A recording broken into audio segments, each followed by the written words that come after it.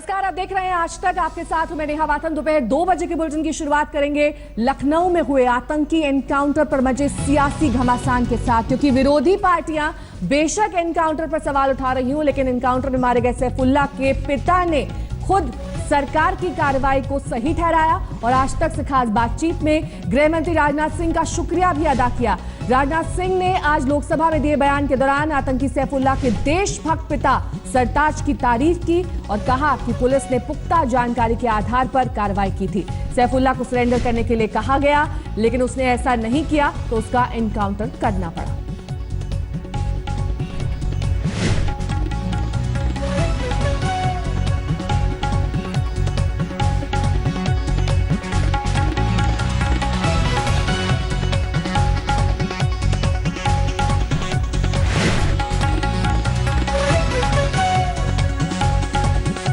जब उत्तर प्रदेश पुलिस सैफुल्लाह जो मारा गया है उसके पिता से मिले और उन्होंने उसकी लाश को हैंडओवर करने की बात कही, जो स्टेटमेंट दिया है उसके सैफुल्लाह के पिता मोहम्मद सरताज ने कि जो देश का न हुआ वो मेरा कैसे हो सकता है, उसने कोई सही काम तो किया नहीं है, मुझे उसका मरा हुआ मुंह तक नहीं देखना है।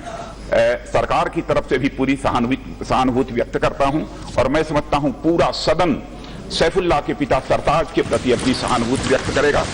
उन्हें ऐसे बेटे की देशद्रोही हरकतों के कारण अपनी औलाद को खोना पड़ा है। और इतना ही नहीं, मैं कहना चाहूंगा कि मोहम्मद सरताज जैसे लोगों के ऊपर सरकार को भी नाज है और पूरे सदन को भी निश्चित रूप से नाज होगा।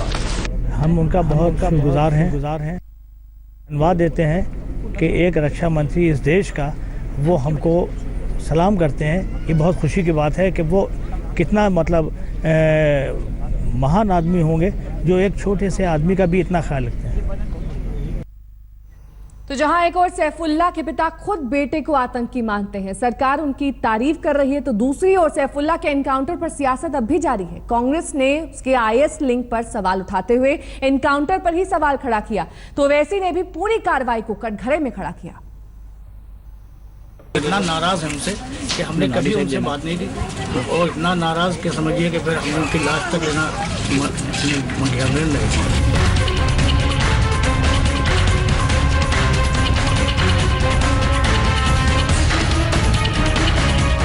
ये बयान सैफुल्लाह का चारित्रिक प्रमाण पत्र है जो खुद उसके पिता ने जारी किया है। इस बयान के बाद यूं तो कुछ बाकी नहीं रहता, क्योंकि कांग्रेस ने सैफुल्लाह की मुठभेड़ पर सवाल खड़े कर दिए हैं, इसलिए सवाल उठाने वाले दूसरे भी आ रहे हैं।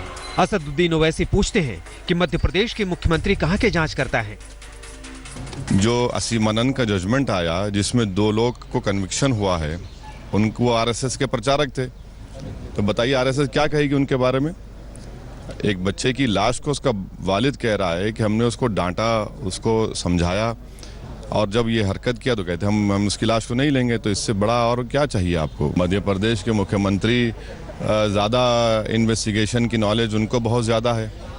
वो कभी ये भी बता दें कि आप ही की स्टेट में आप ही की पार्टी के आईटी सेल का एक लड़का पकड़ा गया जो पाकिस्तान के आईएसआई के लिए काम कर रहा था, ज़रा उस पर भी तो कुछ वो बोल देते और दिखा देते अपने इन्वेस्टिगेटिंग स्किल्स को, तो नहीं दिखाया उन्होंने। हम पहले ही कुछ सोच के चलते हैं और उसके बाद हम जानते हैं कि सच्चाई कहीं और है, तो बेहतर ये होगा कि इस किस्म के टेरर के मामलात में, क्योंकि वो देश की अखंडता, देश की सुरक्षा, जनता की सुरक्षा से जुड़ा हुआ सवाल होता है, तो ऐसे मामलों में स्पेशलिस्ट जो इन्वेस्टिगेटर्स हैं, एनआईए हैं जैसे, या सीबीआई हो या एंटी टेररिस्ट स्क्वाड हो, इन लोगों को चाहिए कि इसमें पब्लिसिटी बाद में करें।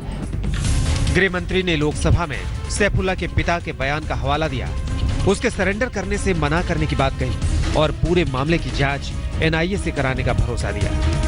सैफुल्लाह को गिरफ्तार करने के भरसक प्रयास किए गए, परंतु उसके द्वारा आत्मसमर्पण करने से इनकार किया गया।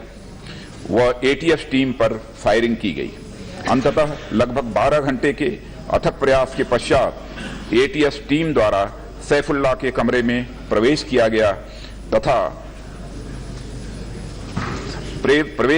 तथा आमने सामने हुई मुठभेड़ में इस संदिग्ध आतंकी को मार गिराया गया।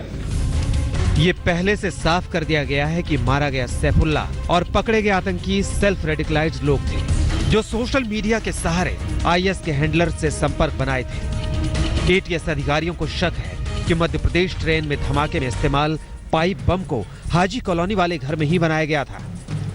सैफुल्लाह के पास से बम बनाने के सामानों के अलावा भड़काऊ इस्लामिक साहित्य और संदेहास्पद चीजें भी मिली हैं।